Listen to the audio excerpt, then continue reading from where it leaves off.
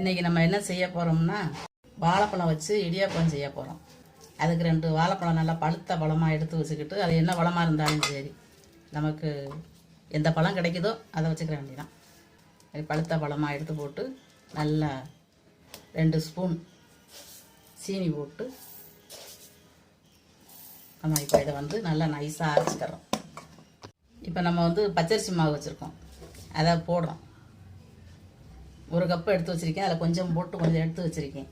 இது நம்ம வாழைப்பழத்தை அரைச்சது, கொஞ்சம் கலராக இருக்கணுங்கிறதுக்காக கேசரி பொடி இதை போட்டு, இது எந்த அளவுக்கு கெட்டியாக இருக்குதோ அந்த அளவுக்கு மாவு தேவைப்படுதோ, நம்ம இடியாப்பம் புளிகிற அளவுக்கு மாவை கெட்டியாக பிணைஞ்சிக்கிறோம்.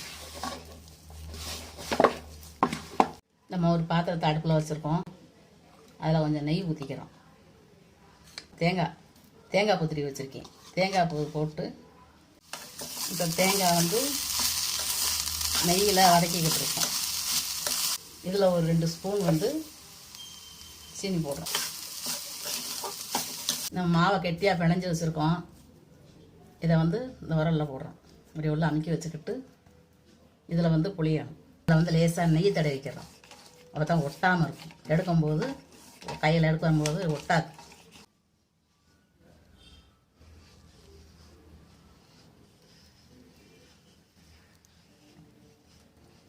இப்படி நீல வாக்கில் புளியணும்.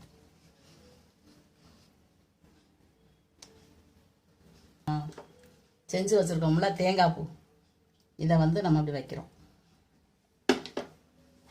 தேங்காய் பூ இதில் வைக்கணும். வேறு பருப்பு எதுனாலும் கடலப்பருப்பு இதெல்லாம் அவிச்சு போடனாலும் போடலாம். இப்போ நம்ம இதை எடுத்து இதை இப்படி இந்த மாதிரி மூடிடுறோம். இப்படி மூடிடுறோம். இது மூடி சுற்றி நம்ம அப்படி அமுக்கி விட்றோம்.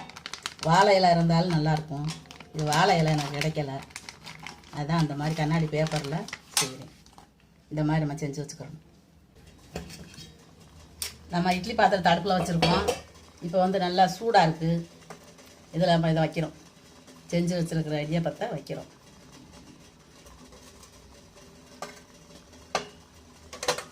இந்த மாதிரி வச்சு அவிச்சு கொடுப்போம். நம்ம இப்போ அவிஞ்சிருச்சான்னு பார்ப்போம். நல்லா அவிஞ்சிருச்சு, ஆனால் லேசாக வெடிச்சிருச்சு. இந்த மாதிரி உள்ளது வெடிக்காமல் இருக்குது. நம்ம நிறையா இந்த தேங்காய் பூ அதிகமாக வச்சுட்டேன் நான், அதனால் எடுக்கும்போது இப்படி உடஞ்சிருச்சு. இப்படி எடுத்து சாப்பிடும்போது சூப்பராக இருக்கும். கலர் மஞ்சள் கலராக இருக்கணுங்கிறதுக்காகத்தான் நான் லேசாக கொஞ்சம் நானும் கேசரி பவுட்ரு போட்டேன். இல்லைன்னா இது வெள்ளையாக இருக்கும். இந்த மாதிரி நீங்களும் செஞ்சு சாப்பிட்டு பாருங்கள். இதை எப்படி இருக்குங்கிறத நீங்கள் எனக்கு கமெண்டில் சொல்லுங்கள். என் வீடியோ பிடிச்சிருந்துச்சு அப்படின்னா லைக் பண்ணுங்கள், ஷேர் பண்ணுங்கள், சப்ஸ்கிரைப் பண்ணுங்கள். பக்கத்தில் இருக்கிற பெல் பட்டனை அமைக்கி விட்ருங்க.